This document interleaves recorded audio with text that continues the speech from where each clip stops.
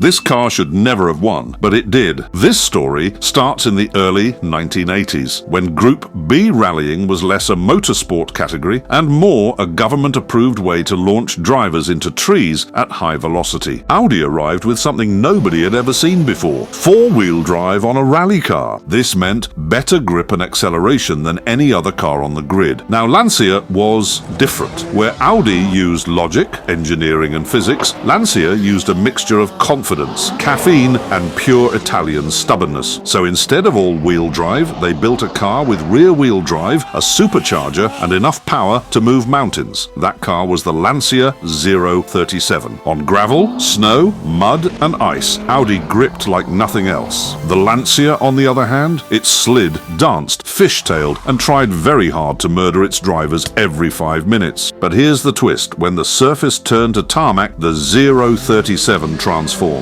It didn't drive, it attacked. Light, sharp, twitchy and armed with a supercharged scream that sounded like angry wasps trapped in a blender, the 037 was terrifyingly fast. And the drivers, they didn't so much race the 037 as negotiate with it. If you brake too late, it tried to kill you. If you brake too early, it tried to kill you. If you looked at it wrong, yes, it tried to kill you. Meanwhile, the Audi Quattro just worked. It stayed planted, calm and secure. So how did Lancia possibly beat them? Simple. Lancia took the one thing they were better at, sheer unfiltered insanity, and doubled it. They used every trick in the book: ultra-lightweight panels, mid-engine balance, clever gearing, and a team of mechanics who basically lived on espresso and bad decisions. Drivers like Marco Alain and Walter Röhrl threw the 037 down rally stages at speeds that modern rally drivers would faint at. And in 1983, they did it. The Lancia 037 won the World Rally Championship, the last rear-wheel drive car in history to beat all-wheel drive. Of course, the victory wouldn't last. The moment four-wheel drive evolved, the 037 was finished. It was the last heroic swing of an old idea, and somehow, impossibly, it landed. But that's why the 037 is legendary. It shouldn't have worked. It shouldn't have won. It shouldn't have even survived testing. But it did. Because Lancia refused to accept reality. And for one glorious season, that stubbornness